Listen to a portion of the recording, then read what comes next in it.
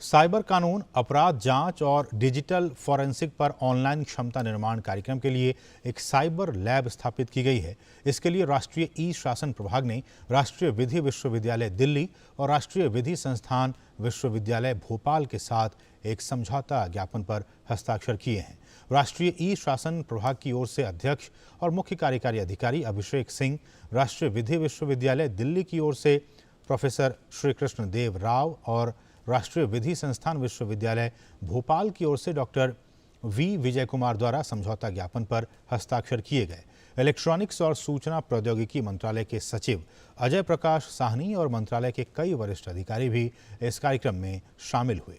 कार्यक्रम को संबोधित करते हुए अजय प्रकाश साहनी ने कहा कि इस कार्यक्रम को कानून प्रवर्तन एजेंसियों के वरिष्ठ अधिकारियों और न्यायपालिका से भी कानून प्रवर्तन के व्यापक क्षेत्र से बहुत उत्साहजनक प्रतिक्रिया मिलने की उम्मीद है। एक ऑनलाइन कार्यक्रम होने के नाते इसमें अपार संभावनाओं की क्षमता है।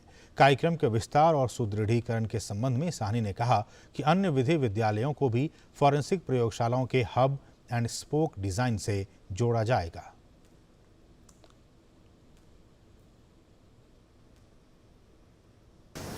It's wonderful to see the distance we have already covered in building a wonderful online capacity building program on cyber law, cybercrime investigation and digital forensics.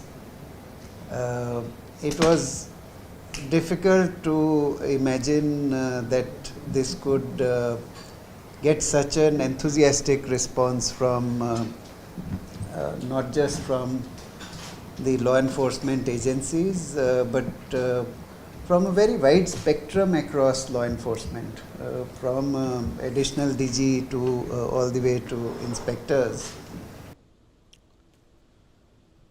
Covid महामारी के कारण 4 महीने से भी अधिक समय के अंतराल के बाद भारत और बांग्लादेश के बीच हवाई सेवा फिर से शुरू हो रही है। दोनों देशों के बीच पहली फ्लाइट कल उड़ान भरेगी। बांग्लादेश के नागरिक उड्डयन प्राधिकरण ने आज ढाका में इसकी घोषणा की। विमान बांग्लादेश की पहली उड़ान रविवार 5 सितंबर को ढाका से कोलकाता के लिए रवाना होगी। विमान बांग्लादेश ढाका कोलकाता मार्ग पर प्रति सप्ताह 2 उड़ानें और ढाका नई दिल्ली मार्ग पर 2 उड़ानें संचालित करेगा। एयर इंडिया, स्पाइस जेट और इंडिगो भी नई दिल्ली, कोलकाता और चेन्नई से ढाका के लिए उड़ानें संचालित करेंगे।